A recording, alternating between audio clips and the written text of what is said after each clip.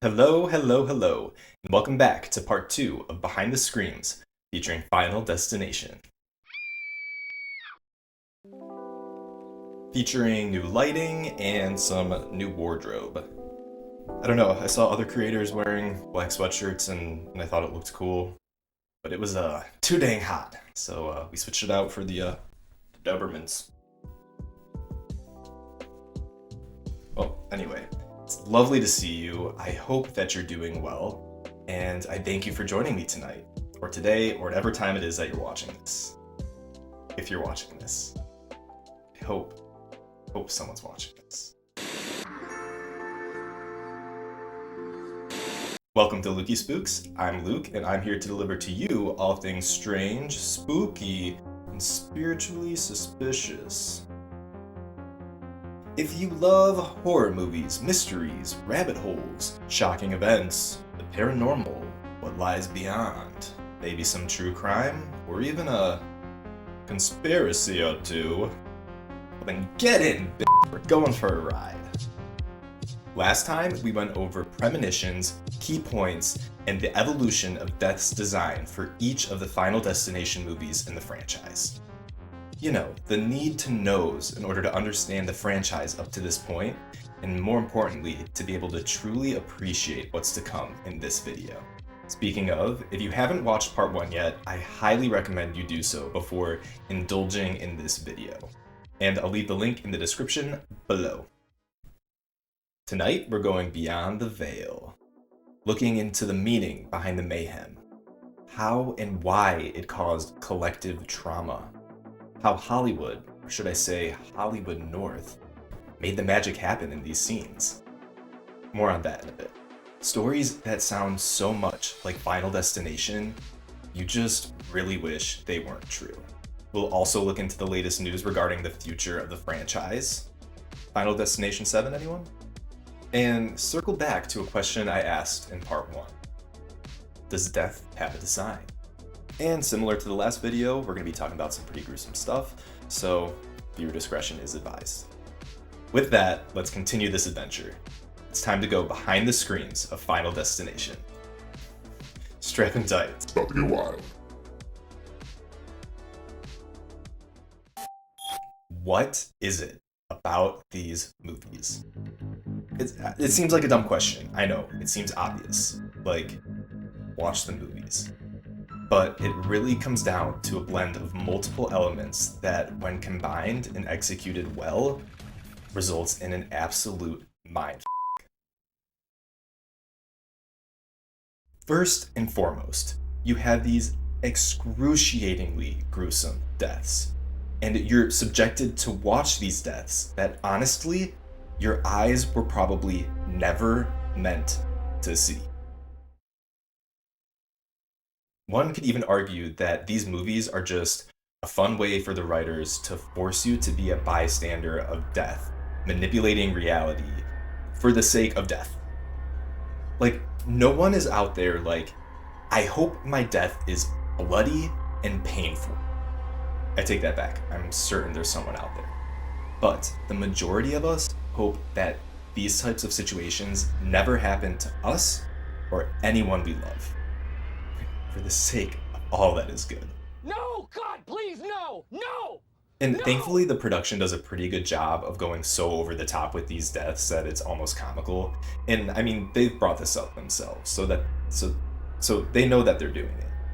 Like for Bloodlines, the only movie in the franchise that I actually got to see in theaters, no joke, there were multiple times where I let out this like laugh gasp because I was just like, what the f did I just see? So you have to sit there and see innocent people, whether you like the character or not, go about their day until they're eventually wiped off or onto the face of the earth. Then you can just drop dead. Talk about a crash course in confronting the fragility of our own mortality.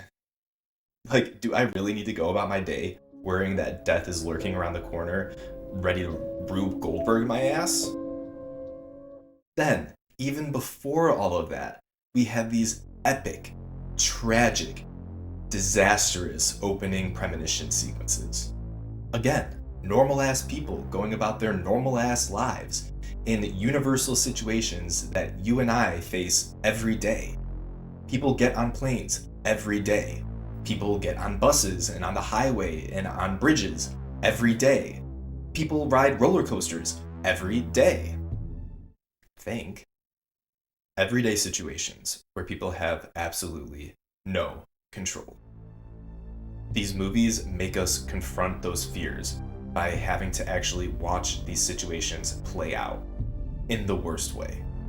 The death of a single being is a hard pill to swallow, but then multiply that by tens or hundreds in mass casualty events, and it just gives you this sick feeling.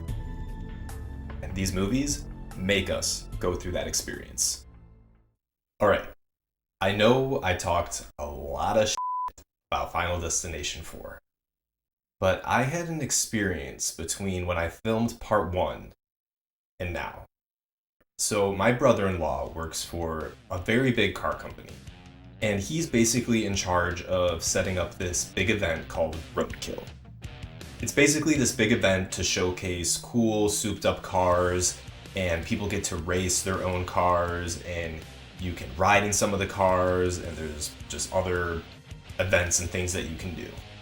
And one of the things that you can do at this Roadkill event is called a thrill ride. You basically get in this race car with a professional driver, and he just whips you around a track. And I was dumb, I didn't get any footage of it, but I can show you exactly what this looked like. So this car is just doing crazy tight turns, spin outs, going super fast, like crazy acceleration, in a very confined space.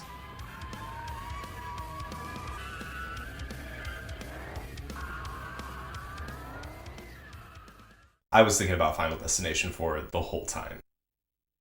So I get it. I get what they were going for. I understand the thrill that comes behind that. It's such a high energy event. It's hot, it's sweaty. People are just, they're car people, so I get it. I get what they were going for with this premonition sequence. It makes total sense. However, I still stick with everything I said before. It's just still not very relatable. Even this event, I probably wouldn't have gone if it wasn't for my brother-in-law. But yeah, still standing behind everything I said. Final Destination 4 still sucks. Now, going back to having no control, that's another side of this coin. We get this visceral gut punch from the in-your-face death sequences. But then we have to deal with the dread of knowing that, at least in the universe of these movies, death always wins. All you can do is sit back and watch how death decides to just murk these people. No matter how long it takes. In fact, this theme of lack of control comes up explicitly quite a bit in the third movie. Wendy, repeatedly brings up about how she's a control freak. I mean, I'm such a control freak, I couldn't handle that. See? Right there. Wasn't lying. So it seems like the writers wanted to make that theme pretty evident, whether it was just for the third movie or for the franchise as a whole. Now, maybe you're like me, and you've lived a colorful life. And there have been times in your life where you've either internally or verbally said out loud, "Holy shit, I almost died." Well, thanks to these movies, we now get to live with the thought in the back of our head that because we escaped death, that we might now be on death's list, and we could just die any minute. And a terrible death. Honestly, I thank God that I'm still alive today, and I just don't believe in this. I don't believe it. But still, maybe we don't have to worry about a monster that doesn't exist, or a serial killer that we're probably never gonna meet. But honey, death is real and inevitable in this world. Just spitting truths, facts. But when it comes to the universe of these movies and the way that death works, to get really into it, it does take a deep dive, which, like I said before, I'm down to go into in other videos. But I feel like for the sake of this video, we can kind of take the rules at face value. But there are some things I ruminate on. They're questions like, how does death work for everyone else that's not in the movie, but in the universe of the movies? I like the whole death is the god of this universe theory. And I think you can apply it like this. Death has a plan for each person. Maybe death is nice and allows you to live this long, happy, healthy life and die peacefully, like it does for a lot of people. Or maybe death's plan for you is sickness. Or maybe death has a more gruesome plan for you. And if you escape that plan, death just circles back around to deliver you in a way that's just as, or if not more, gruesome. Another question. Does death take others as collateral? Technically so, if you think about the second movie. Death was cleaning up lives that existed because its plan was foiled from the surviving passengers of Flight 180. But a lot of other people still died in that pileup that were not related to Flight 180. And I just want to call back to one thing. You may remember this from the first film. That's a good sign. Younger the better to be a fucked up god to take down this plane. A really fucked up god. Well, not if death is the ruling force. Seems pretty on par. One last thing before we move on that I think we need to address. If death is the driving force in these movies, then where do the premonitions and signs fit in? Is it just part of death's game? It likes to just play with its victims and make messes for itself? Or do these come from a separate force, a benevolent force? Lots of other questions here, but just some things to ponder. So I know there's like so many things that we could talk about in this part of the video. These are just the things that really like stick out to me, but I would love to hear from you. Drop a comment. What do you think about all of this? Do you agree? Do you have other ideas? Again, I wouldn't say this is like comprehensive for my own ideas, but I don't know, let's talk about it. So we have these gore fests and we've distilled down why they affect us so much. Now let's go on a journey. Discover how Final Destination traumatized generations of people and impacted pop culture. Looking at you, Dog Trek.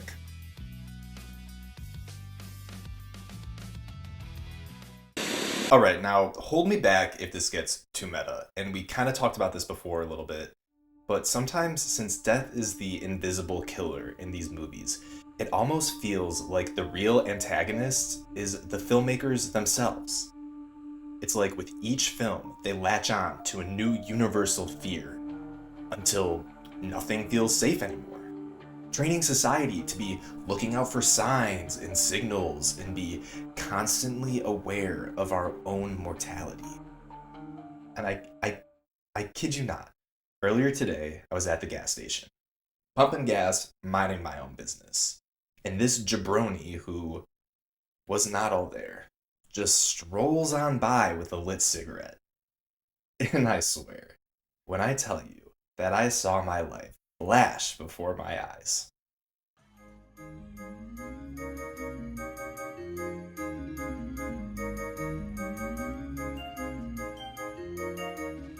Which, yeah, anyone would react that way in that situation. But when you have a history of seeing these movies, it's just like, it just brings it to a whole nother level. So I found this thread on Reddit, and the title just says it all. I love Reddit. Let's talk about Final Destination and how it changed your real-life behaviors. Money. Spot on. Let's take a look at what people have to say. There's some good ones. First one. Bam. I will never ride behind a truck bed hauling timber or metal poles. You and everyone else, bro. I will never ever get into a tanning bed. Yeah, just stay away from those in general. I feel like that's a good thing to follow.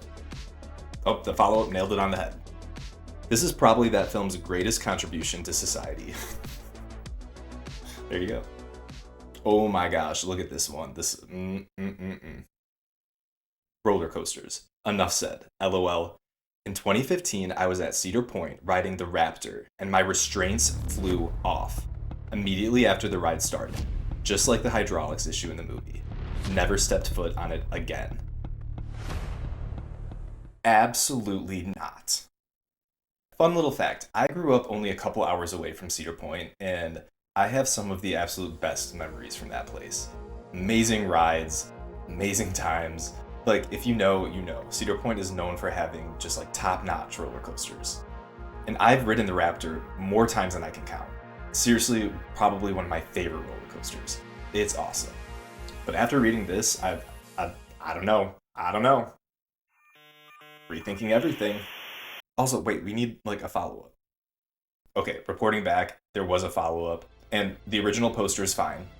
Apparently there was like an emergency seatbelt which held her in place, but she says that her friends had to help hold her down and she would have flown off if they weren't there to help her. Couldn't be me. Alright, so this is a separate post on Reddit, but this is pure gold. So the title is, I will never understand why people see the Final Destination movies. Don't know what to tell you, man. In the movie critics subreddit, Gatsby Rewrite writes, I've only seen certain parts. Like back in 2016, I saw certain parts of the third one because it was playing on TV. I didn't want to see the deaths, so every time it was building up to something, I would leave the room.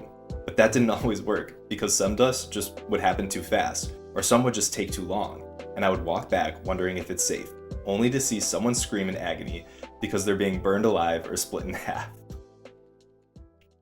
They go on to say, Bro, I will never ever see these movies.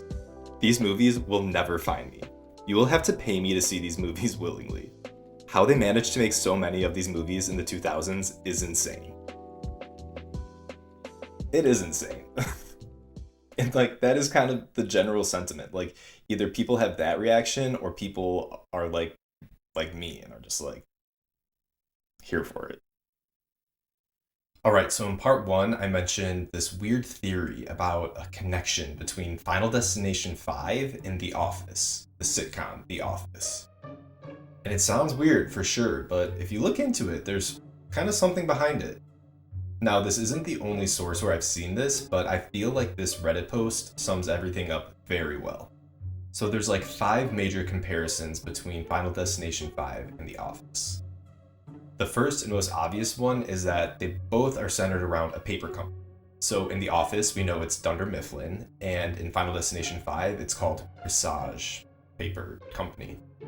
Next, and this is, kind of a common trope, but you have the angsty, unhappy protagonist. So in The Office, you have Jim Halper, who, we know his character. He's very cynical, witty. And in Final Destination 5, we have Sam Lawton, who, works at this paper company, but we know that he wants to be a chef in Paris. So next we have the kind of douchey character, the antagonist that's always causing problems for the main characters. In The Office, it's Roy Anderson, who's Pam's ex-fiancé, and in Final Destination, it's Roy Carson. And both characters work in the warehouse, so they work separately from the rest of the characters. The next similarity is that in Final Destination and in The Office, there's also a warehouse character that's an antagonist that ends up kind of climbing their way up the ranks. So in The Office, that's Daryl Philbin, and then in Final Destination, it's Nathan Sears. Finally, and this is my favorite, is the connection with David Koechner, or Koechner. So he's an actor that's actually in both The Office and in Final Destination, and he essentially plays the same character, like a sleazy, idiotic office employee. In The Office, he's the infamous Todd Packer character, and in Final Destination, his name is Dennis Latman. So there you go, that's basically it. I don't think that there's much else behind it, but it is interesting how many similarities there are between the two. I don't know, comment below if you have heard this before or if you know any other insights. Oh yeah, there is one other connection, which is that the main character, Sam Lawton, actually was a character in The Office as well. I don't know, interesting. Anyway, back to the other Reddit post. As you can see, the log comes up a lot. The whole concept officially has its own meme, which you've probably seen.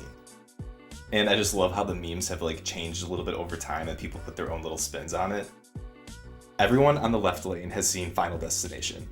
Truth. So true. There's no other reason all of those cars would be in another lane. Here we go. Gen Z will never understand why millennials need to pass this truck as quickly as possible. Come on, Gen Z. Join the fun. Join the trauma. POV, it's 2003 and you're about to acquire a phobia that will last the rest of your life. That about sums it up. You also see memes like this. I'll just take a look out my window and see if my Final Destination box set has arrived yet. Name a thing, anything, and you can turn it into a Final Destination scene. Guaranteed. Actually, something happened to me the other day that gave me a good laugh. I was driving behind not a log truck, but a porta potty truck. Oh, hell no! And you can imagine the fear that I was feeling in that moment. And then I thought about the scary movies, like the film franchise Scary Movie and how they're coming out with a new one soon, and I was like, that would be such a good idea to put in the film. Like, it would be a callback to Final Destination, but in a funny way? Like, Death by Pooh? Final Destination is even referenced in other media. Remember Happy Tree Friends? Yeah, those little freaks. Well, even they have an episode that mirrors pretty well the roller coaster disaster scene from Final Destination 3. I can't even really show any of this.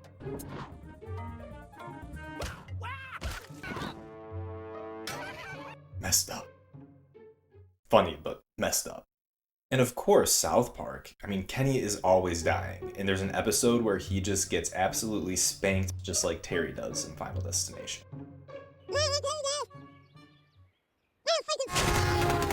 And speaking of the bus scene with Terry, I want to talk about this one because I feel like it just doesn't get the amount of attention that it deserves.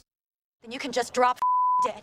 Which surprises me because that scene sticks with me like gum under my shoe on a hot day. And in a moment, we'll get a bit more into why that scene is so iconic. But just know that I will be looking both ways 5 times on a one-way street for the rest of my days. I will not be getting tarried. I refuse to get tarried. Actually, I witnessed my friend almost get tarried, and God bless. And I don't know about you, but that one scene in Mean Girls where Regina George gets hit by the bus. You can take that fake apology and shove it right up your head. That triggered some major film PTSD. Because these films trained us to be triggered by it. Mean Girls is an iconic movie, but dang, it gets dark at some points. Side note, really happy to see Lindsay Lohan on this glow up. I've been waiting for it. Anyway, stick around because we're about to high-speed crash Final Destination style into my favorite stuff, which is all the behind-the-scenes juiciness. Crazy facts and answering the question we all want to know. How did they execute these gnarly deaths?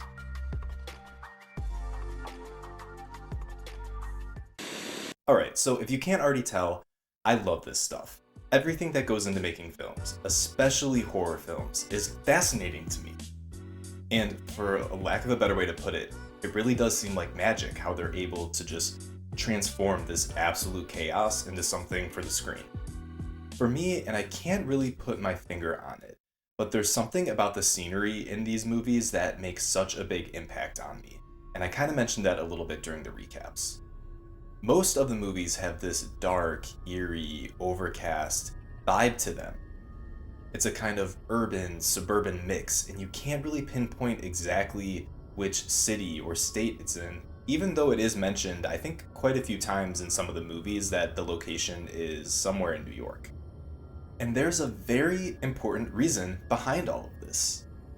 And that's because all of the movies, besides the fourth one of course, were filmed in the Vancouver area of British Columbia, Canada. So that's why those eerie, overcast vibes pull through so much. No shade to the Pacific Northwest, absolutely beautiful country. In fact, among other reasons, Vancouver is often chosen as a filming location because it gives this generic American city vibe without being too specific. It even has the nickname Hollywood North. Go figure. And the cast was actually comprised of a lot of Canadian actors. including Devon Sawa, who plays Alex in Final Destination 1, AJ Cook, who plays Kimberly in Final Destination 2, and Alex Johnson, who plays Aaron in Final Destination 3. Shout out to the Disney show That's So Weird. Drop a comment if you know what that means. Okay, so one more thing about the whole Vancouver filming location. So I don't know if it's maybe just because I've lived all over the United States, and so maybe I'm just more like attuned to this. But ever since learning about the whole Vancouver being like a huge filming location, every time I notice in a movie or a show that like something feels off about the scenery and I just can't pinpoint it, I will go and look up the location and it'll be Vancouver. I swear, so many times that I've done this and it checks out. So again, maybe it's just me, but if you ever kind of like get these vibes, I highly recommend you test yourself and just check it out. You'd be surprised. Here's some other tantalizing tidbits. And I love this fact. It's like so cool. It kind of gives you the vibe of like, what if this whole Final Destination thing never happened the way it did? Final Destination was actually written to be an X-Files episode. Jeffrey Reddick, the creator of Final Destination, got the idea when he was actually on a plane and read this story about a woman who ended up canceling her flight because her mom had a bad feeling about the flight that she was about to get on, and that flight actually did crash. So because of what her mom said, she saved her life. So Jeffrey made some tweaks, came up with his own story, and wrote it for X-Files. But he never actually had a chance to pitch the idea with the producers. Later, Reddick started working at New Line Cinema, and he showed a coworker what he had, and his coworker told him, hey look, you have enough material to write a full-length feature. So that's exactly what Reddick did. He wrote the full-length feature, pitched it to New Line Cinema, and they bought it. Voila! And originally, Reddick's script had the whole cast being much older, like they were all adults. But then Scream came out with all the young hotties, and that changed the game. Hope you're staying hydrated. One thing that I've heard the filmmakers mention quite often is how much they valued the audience's opinion in everything that they did with these movies. Not sure about the fourth one, but they really understood that the success of these films hinged on whether or not they were providing the audience what they wanted. In the original version of the first film, they had Clear and Alex go on to have a baby, and then they actually killed Alex off in the end, but apparently during the test screenings, the audience absolutely hated it. So they ended up reworking it to the ending in Paris that we all know, and the audience ate it up. And I mentioned this in part 1, but apparently the test audience was so happy that Carter ate it at the end. So I found this video, I highly recommend it. It's a video of the producer Craig Perry going through every single death of every movie and giving his insights into how it was done. And I think this producer, Greg Perry, was the only one that was on all 6 films. So I want to go through this and just highlight some of my favorites. Alright, the infamous crash of Flight 180. A scene that changed the way I viewed flying. This crazy plane crash scene was inspired by a real, true-life, tragic plane crash. The crash of TWA Flight 800.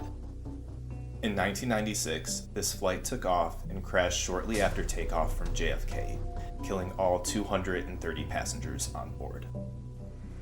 And the filmmakers also built the story around Flight 180 based off of TWA Flight 800. So both flights were going to Paris, both flights took off from somewhere in New York, both flights exploded within 15 minutes of taking off. Both flights had students that were flying to Paris for a school trip. And for TWA 800, one of the first speculations was that the flight was hit by a missile, so that there might have been some terrorist activity going on.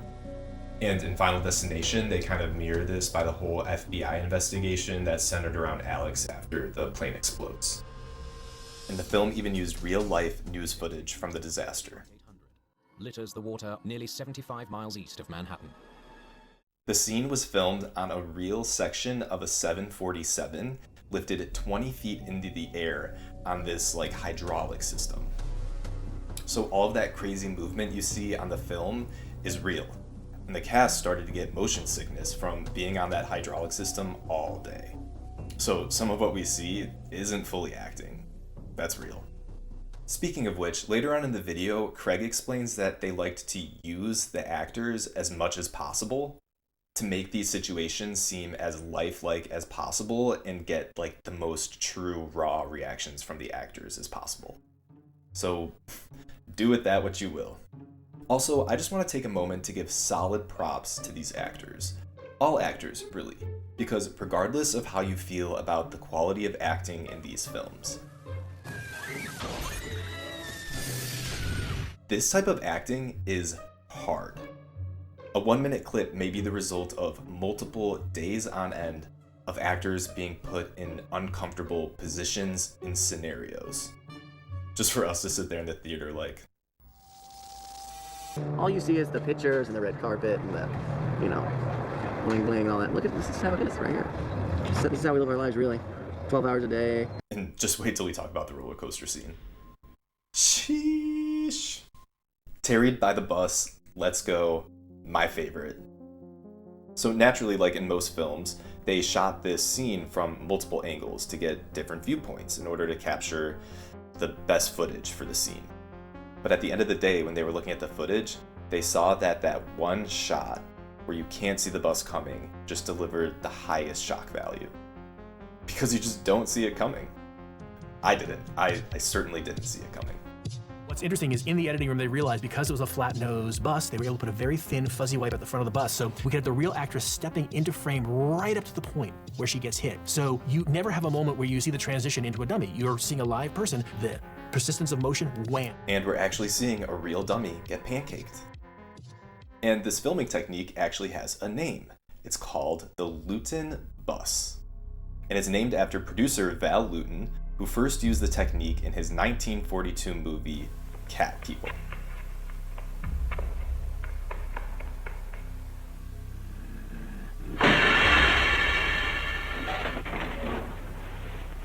Where my cat people at? Also, throwback to the character Val Luton, that's the teacher, and apparently a lot of the characters' names were named after famous filmmakers or people involved in the film industry. Anyway, this is my favorite part about it, and where I really think that this scene gets the glory that it deserves, despite it not being one of the most gory. And that's because in the test screenings, the audience was so shocked by this scene that they completely tuned out any of the dialogue that happened immediately after. So the filmmakers had to go in and add the shot of Alex popping a seltzer in order to give the audience time to breathe and decompress after all that craziness so that they didn't miss out on anything that was about to happen in the film. And this is what the producer had to say about that. It was one of the most gratifying moments I've ever had making movies. Like, damn, Terry. Iconic. There goes here. Put it in reverse, Terry. Put it in reverse. Oh, Lord. Okay, moving on. The highway pileup scene. I loved the producer's insights on this one. The scene was filmed over 11 days, and they used 4.5 miles of highway to complete it. And the producer reflects on how the scene turned out so well because there was just this perfect blend of practical and digital effects. For instance, the infamous log impalement. What they did is they digitally added the cop's face onto a dummy that was just loaded with fake guts, and then went to town. Thomas's head that goes out the back. It was done sort of in a way that was practical, and there was a dummy in there. But the dummy was too visible, so we had to replace with the real actor's face that we took from another shot, and the mouth was taken from another shot. And then we also grabbed one frame of the static log. Also, I love this fact. None of those logs were real. They were all digital. Because when they did test shoots, the logs would just kind of fall and roll away instead of bounce dramatically and do what they wanted them to do in order to have that crazy scene roll out the way it did. Roll out. Okay, Rory's death. Poor Rory. Poor little Rory. The producer explains that in the script, it was written that Is described in the script cut into 3 sharp cuts of beef. what does that even mean? had to literally count down 1, 2, 3, and then he fell one way and the other stuff fell the other way. And it had to be like a choreographed dance to make sure that all the body parts fell in a way that felt real and delivered the goods when it spilled out its contents like a piñata. Well, there you go. For real. 3 cuts of beef. 3 sharp cuts of beef. Just gonna leave it at that. Alright, Nora's elevator decapitation. And we haven't talked about this one yet. For this scene, even though a stunt double was used, they actually had the actress suspended with her neck crammed in the elevator. Just dangling. With the harness. Couldn't be me. The producer also explains that this was indeed inspired by a true elevator decapitation event. This is actually also inspired by a real event. It happened to a guy whose wife was decapitated. They were working at a hospital and he had to spend about 3 hours in the elevator with his wife's head.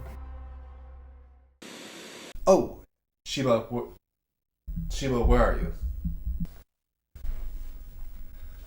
No animals were harmed during the making of these movies.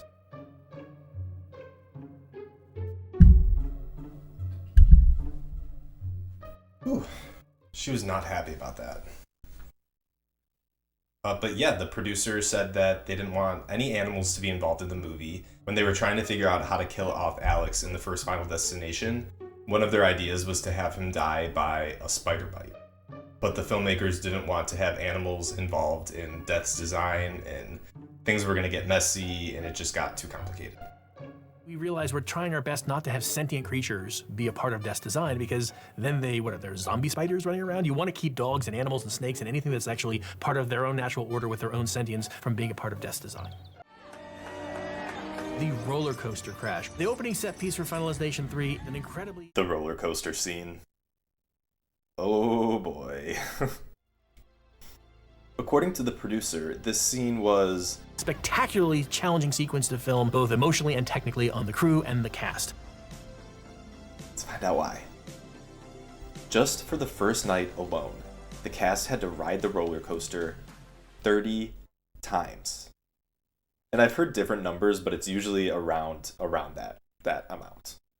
Now, the first night we rode the roller coaster, I think our record was 22 times that night. And we thought, wow, there's no way this record will ever be shattered. We've done 22 times on one roller coaster in one night. Never imagining that we would shatter that record many times over the course of like the 3 nights that we shot it. The cast and crew even had a bet on who would be the first to throw up. I bet in Texas, just because it's funny. Well, yeah, Texas doesn't look like a pussy, but Texas is a pussy. Texas. The one who speaks the loudest usually can't do it best. Hey! What? Bragging! Yeah, and apparently everyone was betting on Texas. That's the name of the actor who plays the guy that gets crushed by the weights. Which we don't really go into that death in this video just because I didn't think it really was that. I mean, it sucked, but anyway, someone that worked on the set, she said that it was nearly impossible to find anything that actually existed that would allow that effect to happen. It's where the plates come together, and they had to basically engineer their own system to do this. So kind of reassuring. Basically, they proved that these machines are very well built and very safe. So that's good. Anyway, back to the roller coaster scene. So one kid got a concussion, and according to the producer, these kids earned their keep. What? The real roller coaster wasn't too bad until probably like the 13th time around. And then I started getting a really bad headache and just feeling not like myself at all. It was just really strange. So back to what he said about using the actors as much as possible. We get it. And the roller coaster they used, it was a real roller coaster called the Corkscrew at Playland Vancouver, but unfortunately it was dismantled in 2018. Which sucks, I would have loved to ride that. Now, the producer in this documentary didn't say much about the Ash's tanning bed incident, but I mean, we have to talk about that. It's often brought up as one of the most traumatic scenes. I truly wonder if there was an effect on like tanning bed usage after this movie. Maybe I'll follow up with a stat on that.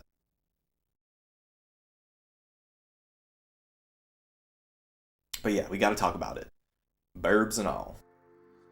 The scene almost got scrapped just because of poor taste. And, you know, I talked about in the previous video how this is kind of more of like a teen movie vibe compared to the rest of the movies, but the filmmakers really weren't trying to make a hypersexualized movie. I mean, of course you have Shalon and Crystal take off their tops at that point. Ha ha ha, whoa, you know. But the nudity goes away, and I think it'll be very disturbing. So Shalon Simmons and Crystal Lowe, the actresses that play the Ashes, at first they didn't want anything to do with this scene. I originally was like, not doing it. Then I had a meeting. But then they felt very reassured after talking with the filmmakers about how, you know, sensitive they would be about filming. Then I had a meeting with Glenn and Jim about it, and they totally put me at ease. Like, I watched the playbacks, and it's like, oh my God, there's her boobs. And then you're like, okay. And then you're like, okay, now I'm just like disturbed. You don't even think about the nudity anymore. And that the whole goal wasn't just to be a TNA thing, and they ended up having a really good experience. So I'm glad that they did it that way, and it wasn't sort of a, they haven't exploited it. Yeah, it's not like a TNA thing, and so it made me feel comfortable. So there you go. I don't know, that's what it feels like a little bit. I wish I was making Hal Ashby or Ilya Kazan kind of movies, but I'm not. The subway crash scene. So I wasn't really planning on including this, but I did like what the producer had to say, because he mentions that they only did one shot on an actual subway, and then everything else was either done on stage or using miniatures. There's only one shot on an actual train. Everything you're seeing here was shot on stage. All the crash was shot with miniatures or on a stage. It was a remarkable example of how none of this is a real train. It's all miniatures, which is cool, which you don't do that much anymore. It'd be all CGI. So miniatures are very cool. They're just tiny, tiny versions of the real life thing and highly detailed so that you can accomplish things on film that would be much harder to do with like a life-size object. And Craig Perry, the producer, mentions how that's not often done much anymore, but allows you to get a very real and tactical effect. And that's actually how James Cameron filmed the famous scene in Titanic where the stern of the boat falls into the water. That was all miniatures. Alright, the bridge collapse scene from Final Destination 5. This was partially filmed at a real bridge called the Lionsgate Bridge in, you guessed it, Vancouver. According to the producer, they were only allotted 2 hours to actually film at the bridge, so everything else was done either on stage or digitally. And that kind of teams with the theme. In general, the filmmakers just try to get as much as they can done practically and then fill in on the stage or using digital effects so that they can get the most lifelike results. Like this shot right here where the bus falls into the river. That was actually done in reverse. So they had a bus pointing upwards and they dropped a 30,000 gallon tank of water on top of the bus. And then all that water just came crushing in. So it took them 19 days to film this 6-minute scene. Then we have one of the last scenes in the 5th movie where the plane wheel just crashes through the roof of a bar. We built this bar on set and actually dropped the nose wheels from an actual 747 for real through the roof into the set. Again, Final Destination does its best to work practically, and this is an example of the practical effects at their finest. I just really like that they built a bar solely for it to be destroyed by dropping a real 747 nose wheel through it. Dope. Finally, we have the scene where the 5th and 1st movies collide. Something that's really fascinating is that the filmmakers had this whole idea for a prequel for the 3rd movie, but then decided to table it for later. And the producer does an excellent job of explaining how they did this. We did not have any of the actors come back. It was purely designed specifically so that the only shot that we would have from the original film is looking over Sam onto the footage itself. It was a green screen composition. The reverse shot, where they were moving in the foreground, we just had doubles wearing the same wardrobe from the original movie. Alright, so Bloodlines has come out in such a rich time as far as technology and media goes. You know, we're at peak meme culture and social media promotion. Marketing for this movie even capitalized on the evergreen logging truck. Literally can't escape it. I saw a promotional interview with the actress that plays young Iris.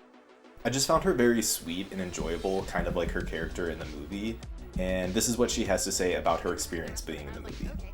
So when I read it, I just read what I called movie A, and I was so freaking excited because I didn't know what that meant. And when I realized it was like the opening premonition in the big disaster, I was so excited. Man, it just looks so fun. Elements that we shot on blue screen, then there will also be some real elements that we shot on the restaurant set. All our stunt team came together to do this incredible moment where one of our characters is lit on fire. The stunt woman, Yvette, she's an elderly woman, and she was very excited to do this full body burn. The stunt team could think of anyone older that had ever done a full body burn like that. Sign me up, honestly. Like, I'm here for it. Yeah, there's some really great footage out there of the actors behind the scenes just talking about their experience and how much they loved it and how much fun they had and how much of like a dream come true it was to be able to be a part of the Final Destination movies. So I remember when I first got the audition for this, I thought it would be so cool if I got it, not thinking I had any chance. And then here we are, and it's been as much fun as I thought it would be to make a Final Destination movie. The following is so intense. Everyone loves it. To get to be in that kind of pantheon of actors is super exciting. Richard Harmon, who plays Eric, a hilarious character in the sixth movie, he explains how they did the MRI scene, and essentially they had to fit him and his stunt double into the MRI machine at the same time. Which is just crazy how they did that. I don't know if you've ever been in an MRI machine, but I have. And I don't know how they fit two people in there. How we did that was I have my stunt double Colton, who's unbelievable. I don't know how he didn't get claustrophobic in this. We have the MRI, and there's a board in the middle of the MRI that I stick my lower half into, and then his upper half is underneath that in the MRI machine. So it's my upper half outside of the MRI machine, and his legs perfectly below me, and they... I guess this footage shows how. And I thought this was just absolutely crazy, how they shot the garbage truck scene. We built a rig that people use in construction that has all the pins in it that allows you to find the angles of a corner. It's very unnerving and unsettling because you see this piece of metal coming at someone's face, and then all of a sudden the metal stops, but it keeps growing around the rest of their face. It looks like my head's really getting cut off. Like, it looks crazy even before special effects. They actually had this like edge close in and around the head of this of the actress, not the stunt double, of this like peg-like contraption, like those tools you see people using on TikTok to like get the outline of a weird shape. Again, just an example of these filmmakers doing the best they can to get the best possible effect.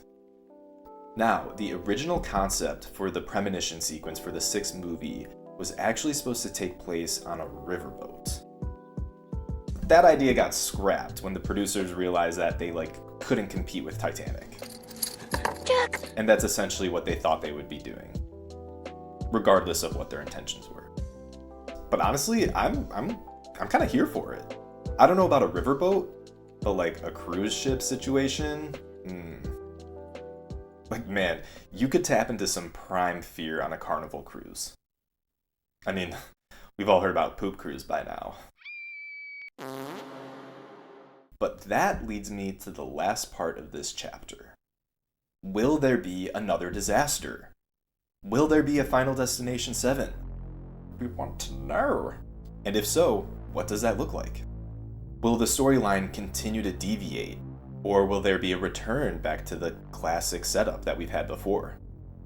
If you do a quick search, the consensus is that based on the success of the sixth film and people just loving this franchise, that yes, there will be a Final Destination 7. Or rather, Final Destination 7 is very likely to happen. Let's put it that way. Okay, so despite looking almost the exact same, this is actually editing Luke to come in to tell you that there has been some major news updates regarding Final Destination 7. Which is that Final Destination 7 has officially been given the green light.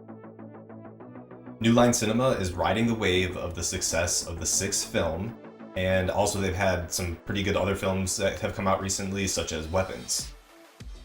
Co-writer Laurie Evans Taylor will be returning, along with producer, our boy Craig Perry, Sheila Hanahan Taylor, Diane McGonigal, and Toby Emmerich, or Emmerich. And Warren Zeid will be executive producer. The directors have stated, though, that everything they had and could think of was thrown at this film. And how they would proceed right now would be a head-scratcher. So they definitely want to do it. It's just going to take some time to make sure that they do it right and do the franchise justice, which I think we can all get behind. No more Final Destination 4 repeats. That being said, if we get blessed with a Final Destination 7, what would you want to see? I've really actually started to warm up to the cruise ship idea. But I've also thought about this before. I think something like a music festival setup would be crazy. Like Final Destination 7 meets Woodstock 99. You can start hearing it creak.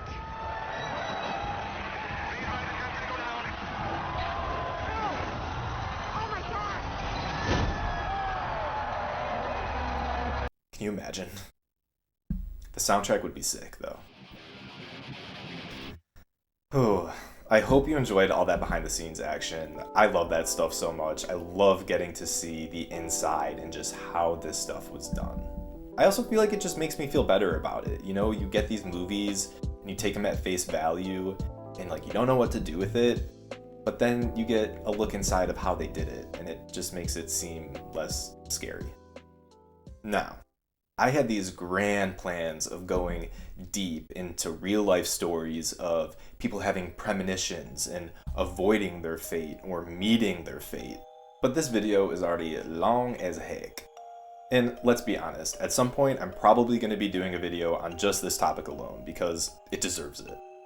But I thought the perfect way to close out this video would be to highlight some of these real life stories that have Final Destination written all over them.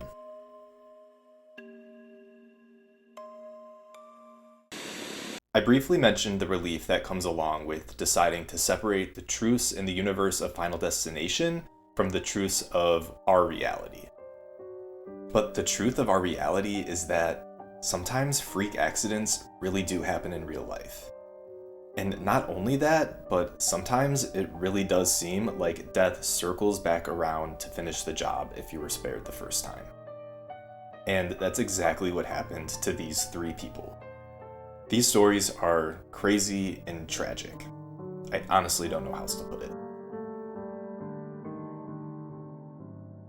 It was the end of 2001, and Hilda Yolanda Mayol was just feeling grateful to be alive. Just a couple months earlier, while Hilda was working as a waitress, a plane would crash into the North Tower of the World Trade Center in New York City, high up directly above where Yolanda was working. Thankfully, Yolanda was able to escape because the restaurant she worked at was on the first floor. But 2 months later, another plane, Flight 589, crashed right into the heart of the Queensboro of New York, killing everyone on board, including Yolanda. She was on a plane bound for her native Dominican Republic, where she was planning on reuniting with her mother and 2 children, whom she had sent ahead of her. It's just unbelievable. Heartbreaking. You survive 9/11 just to end up dying in a plane crash 2 months later.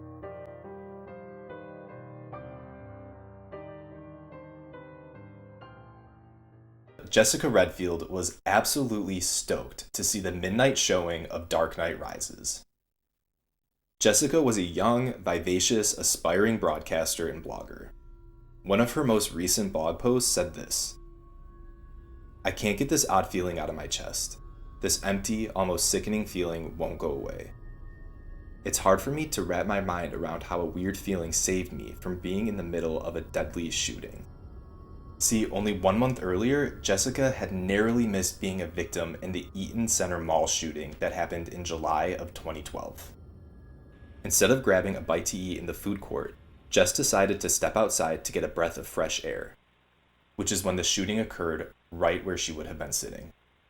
So Jessica was so happy to be sitting in that cool theater about to enjoy the newest installment of Batman. That was when 24-year-old James Egan Holmes, yep, this creep, would open fire in the packed theater, killing 12 and injuring 70 others. At least 14 dead, 50 injured. A lot of those injuries are severe after a lone gunman opens fire in a theater outside of Denver, Tragically, Colorado. Jessica was one of those 12 victims of the Aurora, Colorado theater shooting. Man, it's just really sad. You know, she wanted to be a blogger, and so it seemed like she posted pretty frequently on social media. And on her Twitter, you can just kind of see her giving live updates of the night, and then all of a sudden they just stop.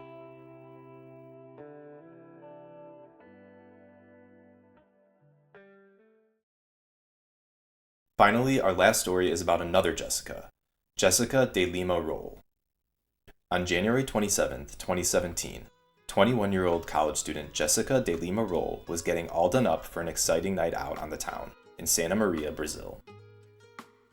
But Maria's boyfriend, Adriano Stefanel, who lived on the other side of town, just wasn't having it that night.